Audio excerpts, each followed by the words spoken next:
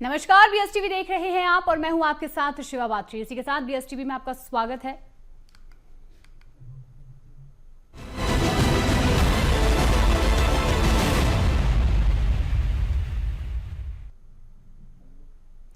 और आज का हमारा खास कार्यक्रम है कांग्रेस का कैटलिस्ट वार, सियासत को मिलेगी धार। जी हां, आपको बता दें कि अब एक बार फिर से सियासत यहां पर गरमाती हुई नजर आ रही है। जहां देश में फर्जी वोटर्स को लेकर मचे सियासी घमासान के बीच मध्य प्रदेश में कांग्रेस ने बड़ा कदम उठाया है। कांग्रेस संगठन ने फर्जी मतदाताओं की पहचान के लिए कैटलिस्ट ग्रुप तैयार करना शुरू कर दिया है। ये अपने नेटवर्क के जरिए फर्जी वोटर्स की पहचान कर चुनाव आयोग में शिकायत करेंगे। बीजेपी ने कांग्रेस के इस अभियान को टाइटाइफिस भी बताया है। इस पर विस्तार से चर्चा करेंगे, लेकिन इससे पहले देखिए भोपाल से हमारी ये खास रिपोर्ट। फर्जी वोटर्स पर नजर रखने वाला फॉर्मूला, कितना सफल होगा कांग्रेस का कैटलिस्ट प्लान? अभी चुनाव है दूर, तैयारी की जा रही भरपूर। कांग्रेस संगठन खुद करेगा मतदाताओं का आकलन। बीजेपी ने कांग्रेस के अभियान को बताया टाइटाइफिस। मध्य प्रदेश में आगामी चुनाव के मद्देनजर कांग्रेस ने अभी से अपनी तैयारियां करना शुरू कर दिया है। कांग्रेस बिहार के साथ देश भर में फर्जी मतदाताओं का मुद्दा उठाकर बीजेपी को घेर रही है। साथ ही चुनाव आयोग पर भी सवाल खड़े किए जा रहे हैं। इस सियासी घमासान के बीच कांग्रेस प्रदेश में विशेष अभियान चलाएगी। इसके लिए कांग्रेस अपने संगठन में कैटलिस्ट ग्रुप तैयार कर रही है। इन ग्रुप को अभी से काम पर लगा दिया गया है। कैटलिस्ट ग्रुप फर्जी मतदाताओं की पहचान करेंगे। ये ग्रुप कांग्रेस संगठन के अधीन काम करेंगे। कैटलिस्ट ग्रुप माइक्रो स्तर पर एक्टिव रहेंगे। बूथ स्तर पर ग्रुप को जिम्मेदारी दी जाएगी। फर्जी वोटर्स का आकलन कर सूची तैयार होगी। कांग्रेस संगठन के कैटलिस्ट ग्रुप यानी उत्प्रेरक समूह ने ये ग्रुप खास तौर पर कांग्रेसियों का एक ऐसा संगठित सिस्टम बनेगा जिसके तहत अलग अलग सोर्स के जरिए फर्जी जाली मतदाताओं की पहचान की जाएगी। आगामी चुनाव से पहले मतदाताओं की सूची पर माइक्रो स्तर पर काम होगा। प्रदेश कांग्रेस विभाग के अध्यक्ष मुकेश नायक ने बीएसटीवी को बताया कि एक घर में 250 वोट निकले। 14 लाख नकली कॉलर आईडी मिली थी। जहां संगठन के अंदर कैटलिस्ट ग्रुप बनाए जा रहे हैं। ये ग्रुप फर्जी मतदाताओं का आकलन करेंगे। नकली मतदाताओं की पहचान कर उसकी शिकायत निर्वाचन आयोग में की जाएगी। ये तो पूरा जगजाहिर हो गया है मामला, सबको मालूम हो गया है। एक एक घर में 250 वोटर निकल रहे हैं, तो कहां से आ गए एक घर में 250 वोटर? एक नकली कॉलर आईडी का मामला भोपाल में आपने पढ़ा होगा कि 14 लाख नकली कॉलर आईडी निकली। भास्कर अखबार ने प्रमुखता से खबर छापी थी, आपने पढ़ी होगी। तो हम लोगों ने सतर्कता के लिए, काउंटर करने के लिए अपने संगठन के अंदर कैटलिस्ट ग्रुप तैयार किया है, जिसका ठीक ठीक आकलन करेगा और जहां नकली मतदाता होंगे उसकी सूचना हम निर्वाचन आयोग को देंगे। कांग्रेस के कैटलिस्ट ग्रुप पर बीजेपी ने निशाना साधा। बीजेपी ने इस प्लान को टाइटाइफिस बताया। प्रदेश बीजेपी प्रवक्ता शिवम शुक्ला ने कहा कि कांग्रेस के इस तरह के अभियान जमीन पर धराशायी हो जाते हैं। कांग्रेस नेताओं के अंदर तालमेल की कमी है। कांग्रेस पार्टी के इस प्रकार के अभियान जमीन पर धराशायी हो जाते हैं। कांग्रेस पार्टी कहाँ तो एक और 52 से ज़्यादा प्रकोष्ठ बताती है कि उनके संगठन के हैं, और 52 प्रकोष्ठों में नेताओं में जो आपस में समन्वय और सामंजस्य होना चाहिए उसका अभाव है। कांग्रेस पार्टी के भीतर आज कोई भी प्रकोष्ठ जमीन पर स्थायी रूप से कार्य नहीं कर पा रहा। और सबसे महत्वपूर्ण चीज़ है कि कांग्रेस ने सरकार में रहने के दौरान बहुत बड़ी संख्या में अवैध रूप से देश के भीतर दाखिल हुए रोहिंग्याओं को, अल्पसंख्यक वर्ग के वोट बैंक को जोड़ने का काम किया था और उनके बल पर चुनाव जीतने का षड्यंत्र रचती थी। आज जब उसको लेकर के इंटेंसिव उसकी जांच पड़ताल चुनाव आयोग के द्वारा चली है, तो कांग्रेस पार्टी को आपत्ति है। कांग्रेस अगर ऐसा तथ्य सम्मत किसी एक भी व्यक्ति को उसके मताधिकार से वंचित किया जा रहा है तो उसको चुनाव आयोग के सामने रखे वो कार्रवाई करेगा। लेकिन कांग्रेस पार्टी सिर्फ और सिर्फ अल्पसंख्यक वर्ग की भावनाओं के साथ खेलने के उद्देश्य के साथ ऐसी राजनीति कर रही है। मध्य प्रदेश में चुनाव भले ही अभी दूर हो, लेकिन चुनावी जमावट हर स्तर पर अभी से की जा रही है। इस मामले में कांग्रेस और बीजेपी ने तैयारियां शुरू कर दी हैं। इन्हीं तैयारियों के साथ हर छोटे बड़े मुद्दों को भुनाने की कोशिश हो रही है। बीजेपी अपनी रणनीति पर काम कर रही है तो कांग्रेस भी खुद की खोई हुई जमीन की तलाश कर रही है। भोपाल से बीएसटीवी के लिए मनोज राठौर की रिपोर्ट। चलिए इसी पर विस्तार से चर्चा कर लेते हैं और जिसके लिए हमारे साथ हमारे खास मेहमान बीजेपी प्रवक्ता शिवम शुक्ला हमारे साथ जुड़ चुके हैं। शिवम, आपका बीएसटीवी में बहुत बहुत स्वागत है। देखिए, जिस तरीके से अब चुनाव प्रक्रियाओं पर कांग्रेस सवाल उठाने लगी है, सवाल ही नहीं बल्कि कैटलिस्ट प्रक्रिया को यहां पर शुरुआत करने जा रही है, एक नया प्लान तैयार करी है। तो देखिए, कांग्रेस ने यहां पर ये तो दर्शा दिया है कि चुनाव आयोग या फिर चुनाव प्रक्रियाएं जो है वो यहां पर पूरी तरीके से गलत होती हैं। शिवम जी,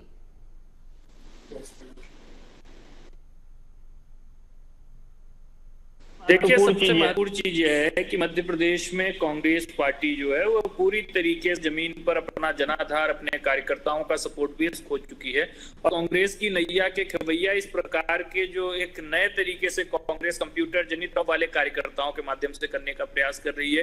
कांग्रेस पार्टी को सबसे पहले तो यह समझने की आवश्यकता है कि भारतीय जनता पार्टी की सरकार और निर्वाचन आयोग दोनों ही अपने अपने लगातार इस प्रकार के इंटेंसिव रिवीजन करता है, उसकी जांच विवेचना पड़ती है और वही प्रक्रिया जब बिहार और अन्य राज्यों में चल रही है तो कांग्रेस पार्टी संसद का वक्त जाया करते हुए इसके विरोध में प्रदर्शन कर रही है और दूसरी ओर कांग्रेस पार्टी अपने खुद के संगठन से ऐसा एक पैरेलल अभियान चलाने की बात कर रही है। अपने आप में दिखाता है कि कांग्रेस पार्टी आज अपने भीतर ही इस विषय पर एकमत नहीं हो पाई है। और दूसरा जो सबसे महत्वपूर्ण विषय है, मध्य प्रदेश में कांग्रेस पार्टी ने ऐसे न जाने कितने प्रकोष्ठ, कितने सारे ऐसे विंग्स बना रखे हैं जो जमीनी कार्य करते हुए नजर नहीं आते।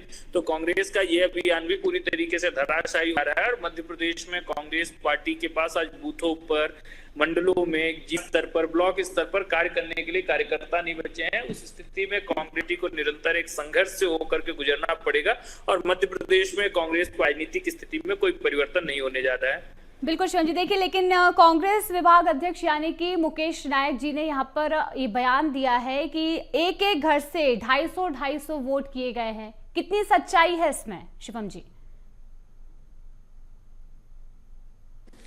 देखिए, मुकेश नायक जी से पहली तो बात यह है कि उन्होंने ऐसे अपने दावों को प्रमाणित करने के लिए तथ्यात्मक आधार जनता के सामने प्रस्तुत नहीं किया, निर्वाचन आयोग तक शिकायत करके नहीं गए।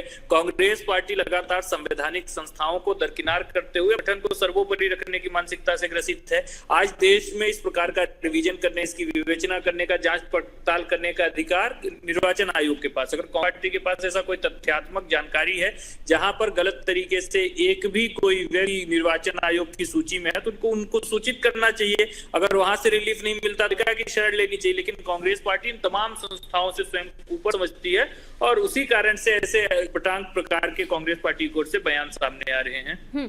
लेकिन जैसे फर्जीवाड़ा का जो फर्जीवाड़े की बात सामने आती है, जिस तरीके से वोटर आईडी को लेकर जो फर्जीवाड़ा होता है, तो ये मतलब साफ ये झूठ है। मतलब कांग्रेस यहाँ पर सिर्फ और सिर्फ वोट बैंक की राजनीति करना चाह रही है, ये आप कहना चाहते हैं शिवम जी?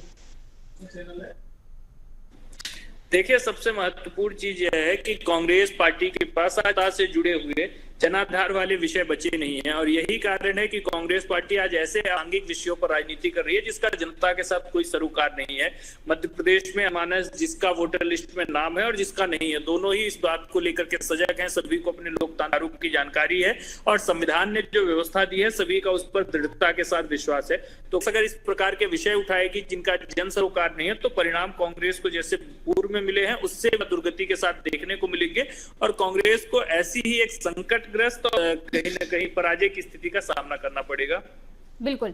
अच्छा शिवम जी, एक चीज और चर्चा का विषय बना हुआ है। जैसे देखिए, यहाँ पर नकली कॉलर आईडी की बात जिसका मुद्दा उठा था, 14 लाख से ज्यादा जो कॉलर आईडी नकली पाई गई थी, उसमें कितनी सच्चाई है? क्योंकि देखिए, कांग्रेस यहाँ पर दावा कर रही है कि चुनाव आयोग के तहत अगर देखें तो उनके जरिए यहाँ पर फर्जीवाड़ा किया जा रहा है, उस पर ध्यान नहीं दिया जा रहा है। किस तरीके से आप इसे देखते हैं?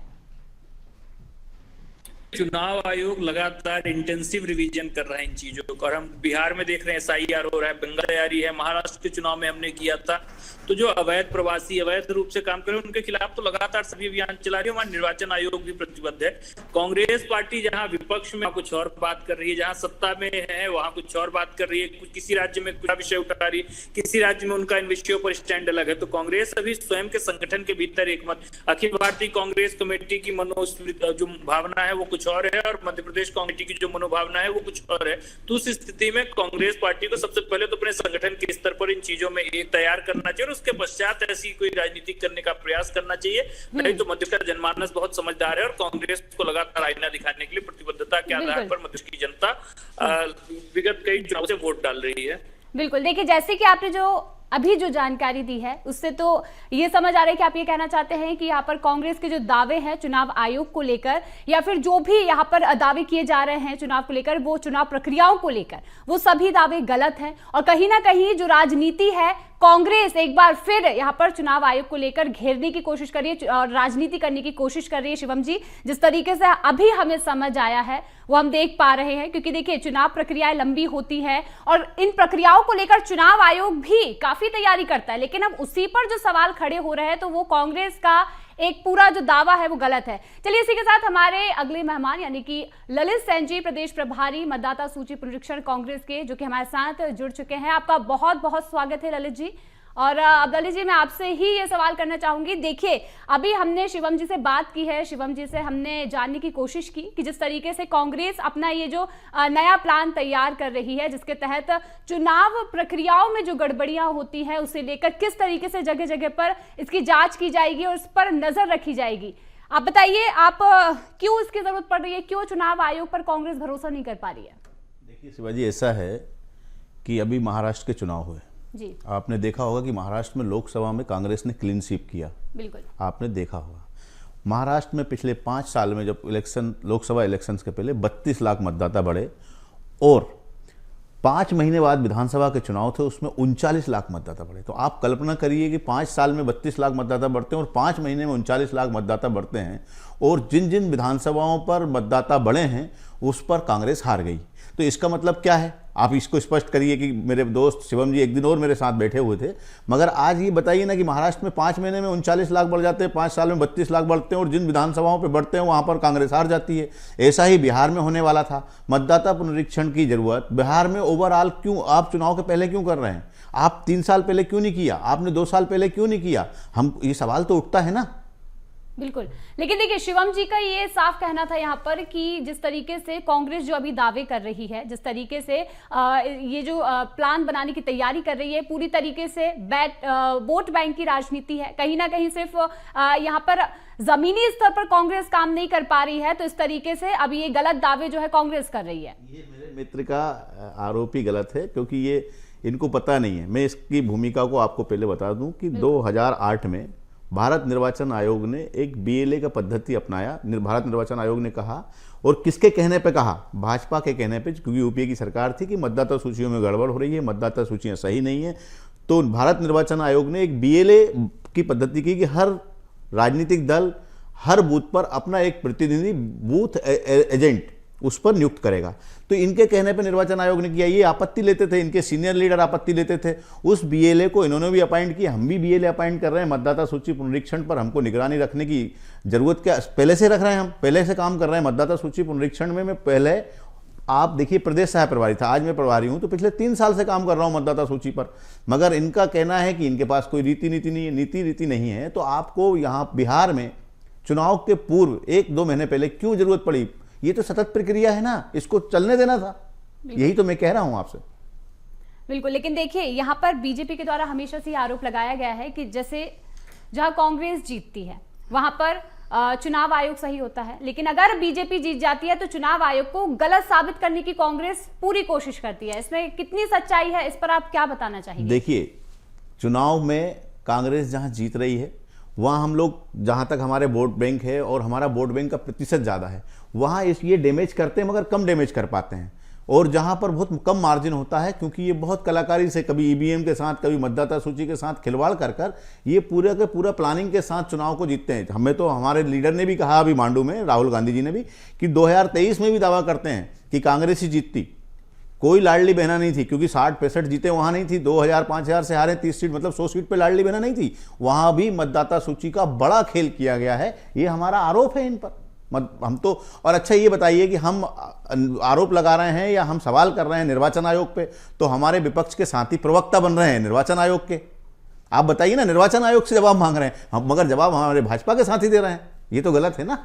बिल्कुल शिवम जी, देखिए बड़े सवाल हैं यहाँ पर। जिस तरीके से अभी आपने सुना, ललित जी ने बताया कि किस तरीके से सिर्फ आरोप लगाने की कोशिश की जाती है, क्या कहना चाहेंगे आप इस पर शिवम जी? देखिए शिवाजी, सबसे महत्वपूर्ण चीज यह है कि कांग्रेस पार्टी को समझने की आवश्यकता है कि अभी सभा के चुनाव हुए तो इनको कई राज्यों में बेहतर अपेक्षानुरूप परिणाम मिले, और आज जब उन्हीं राज्यों में के परिणाम सुखद नहीं आ रहे तो इनको तमाम चीजों से आपत्ति होगी, जबकि चुनाव आयोग भी वही है संस्था, लगातार इस प्रकार की चीजों को संचालित कर रहा है। मध्य प्रदेश में तो आपने विधान चुनावों में भी पराजय देखी, लोकसभा के चुनाव में भी आपकी तकदीर में कोई परिवर्तन नहीं हुआ, राष्ट्र में तो आप उसको जस्टिफाई कर सकते हैं, लेकिन अन्य राज्यों में भी तो आपकी वही स्थिति हो रही है। तो कांग्रेस पार्टी जो है आज वो जनमत से दूर चली हुई जा रही है, और कांग्रेस पार्टी जनाधार, अपने वैचारिक जो स्तंभ है उसको मजबूत करने के बजाय, अपने संगठनात्मक कौशल पर ज्यादा पॉलिश करने के बजाय, कांग्रेस पार्टी मध्य प्रदेश के आम जनमानस की जो भावना है उस रूप राजनीति करने के बजाय अपने तुष्टीकरण के एजेंडे को लेकर के आगे बढ़ती है, मध्य प्रदेश को संघर्ष की स्थिति में डालने का प्रयास करने का षड्यंत्र रचती है। तो ये तमाम चीजें जनता इस सकारात्मक रूप से नहीं ले रही है, और कांग्रेस पार्टी की पूरी सोच, पूरी मानसिकता और पूरी नीयत खारिज करने में मध्य प्रदेश की जनता अपने हिस्से की सहभागिता को सुनिश्चित कर रही है।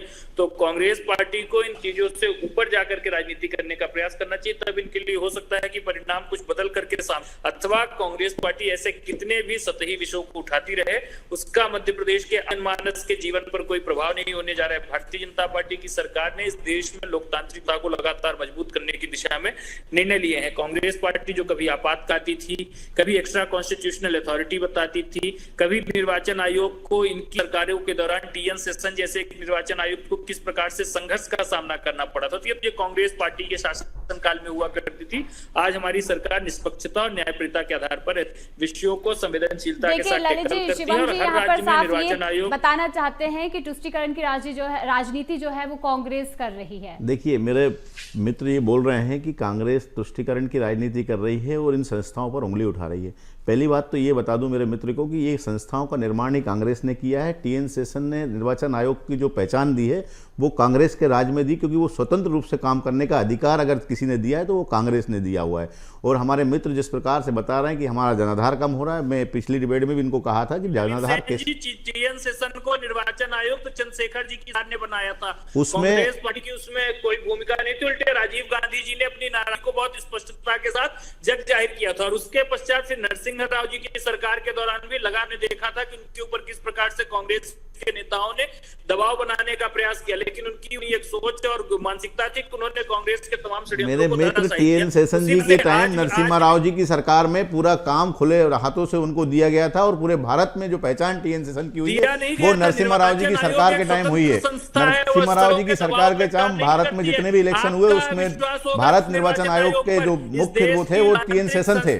अपने आप में स्वतंत्र हैं और लगातार जो निर्णय लोकतांत्रिक संस्थाएं हैं, आप बोल रहे हैं स्वतंत्र संस्थाओं की कितनी आजादी भारत में है, पूरा भारत देख रहा है कि ईडी का क्या हाल है स्वतंत्र में, सीबीआई का क्या हाल है, ये भी स्वतंत्र संस्थाएं हैं, इनका किस प्रकार से उपयोग हो रहा है ये आप देख सकते हैं। पूरा भारत देख रहा है, समझ रहा है कि जो आप छगन भुजबल जो ईडी में मोदी जी एक दिन पहले बोलते हैं कि बड़ा आदमी जेल जाएगा, अगले दिन भाजपा में आ जाता है तो मुख्यमंत्री बन जाता है।